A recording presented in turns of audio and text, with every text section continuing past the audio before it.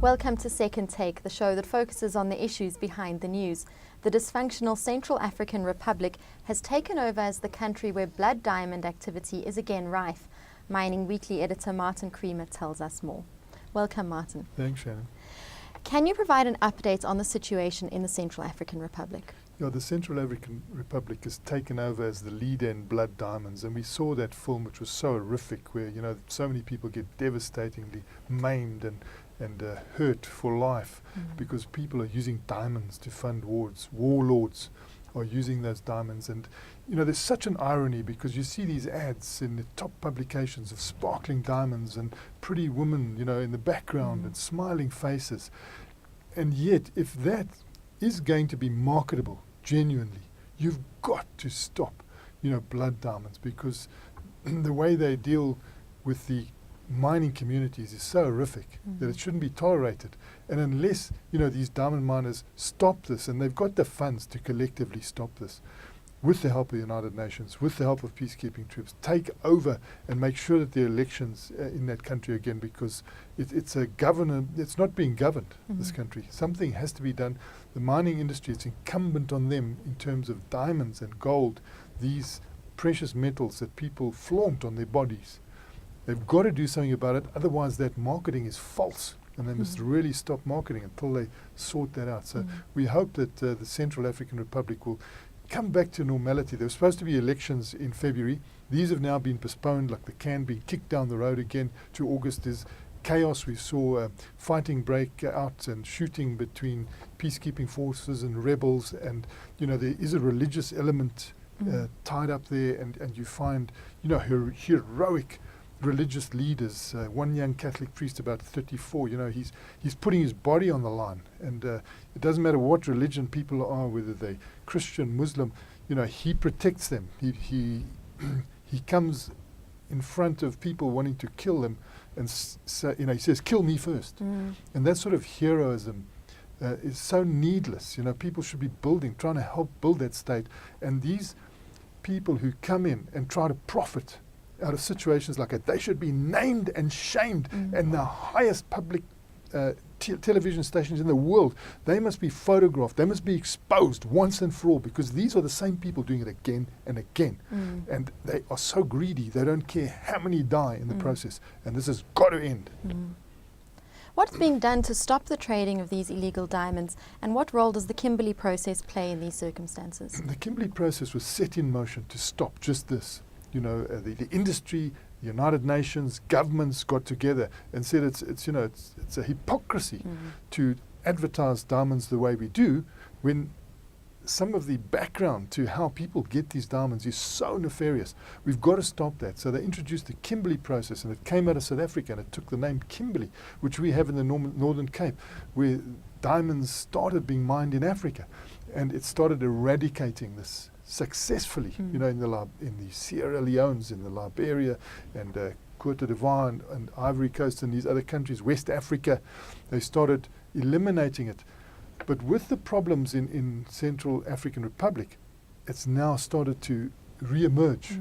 And they're going to have to do more than just have the UN peacekeeping forces. They need to, as an industry, and not just write to the UN. There needs to be far more activity. Otherwise, these non-government organizations are going to be standing up correctly, and they're going to be exposing this absolute farce. Where, I just looked at some of the London publications at the weekend, and these beautiful pictures of sparkling diamonds with pretty women, and having these on their rings, etc. That's false. It's false advertising against this background. And unless they stop it, it's going to impact on the diamond industry. This impacts on price anyway, because people are getting diamonds out of there illicitly, because the Kimberley process has already said no diamonds from Central African Republic. In Belgium, they picked up a consignment, and these were immediately, blacklisted as diamonds coming out of the Central African Republic. That has to be done far more fast and furiously. But it's very difficult with diamonds, because you can have $1 billion in your pockets, and you can get through all sorts of borders and barriers. It's a very transportable, high value, and this is the problem with diamonds. But they have done it in the past, they've succeeded, but they will need a country, that is functioning. And unfortunately, now that the elections have been postponed still further, the government is not getting the revenue it should from those diamonds because taxes are not being levied. Gold apparently is also being smuggled out the country. So you don't have a center of gravity. That needs to be created.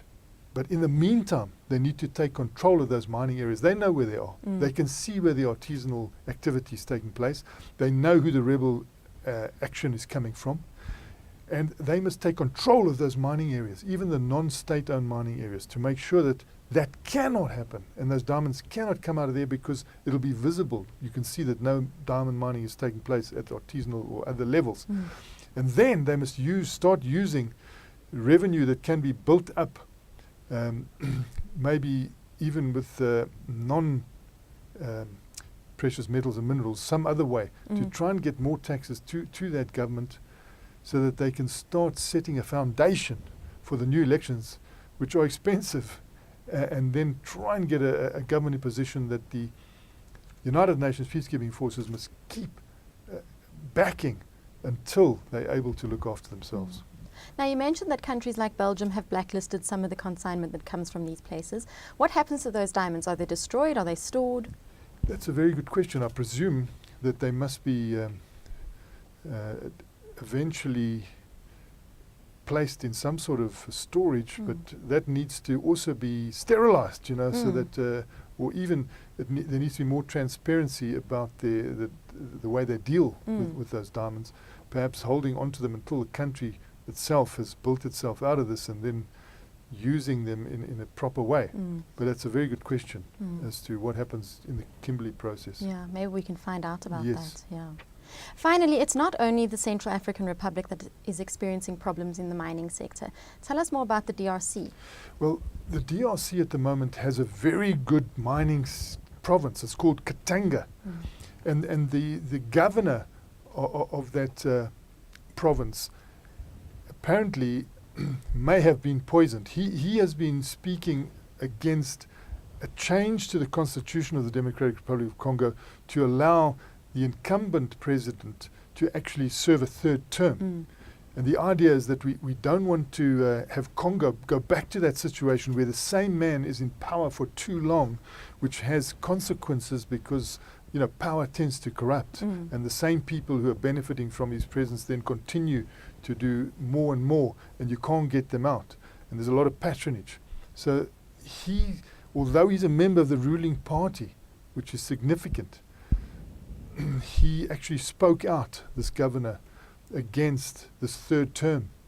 And since then, there seem to have been indications that he may have been poisoned. And he's said to be in a hospital abroad, some people say London, for treatment, against the background of this heavy debate going on before the elections take place there in 2016.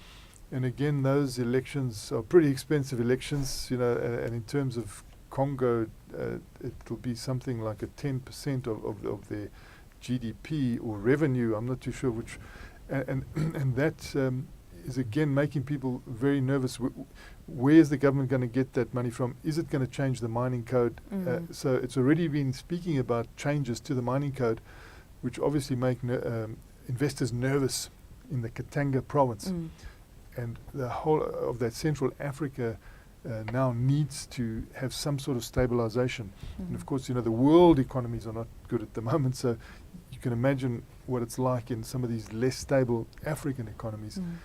And it really, again, I think when the going gets tough, the tough need to get going. We don't see much of it. We don't see much support coming through.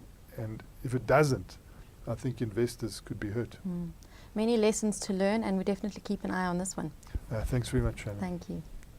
That's it for today. Join us again next week for more news analysis on South Africa's mining industry.